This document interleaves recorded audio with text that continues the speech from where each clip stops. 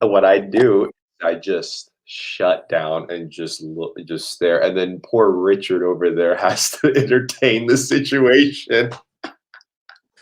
Yeah, switched off like a mannequin, like a puppet with his strings cut. He was gone. He was out.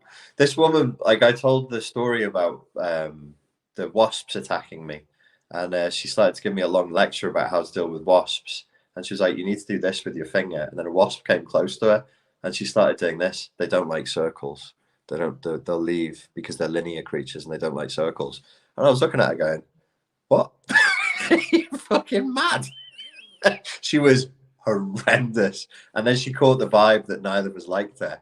And so she tried making friends with us for the next 7 hours of a day-long shoot. But this is like work, Yeah. you know? And if you're on set and there's someone that throws it all off, like, how are you gonna perform, man? You know, it's She was such a downer. She was such a fucking hardcore downer. She was our kryptonite as well because she was well, yeah.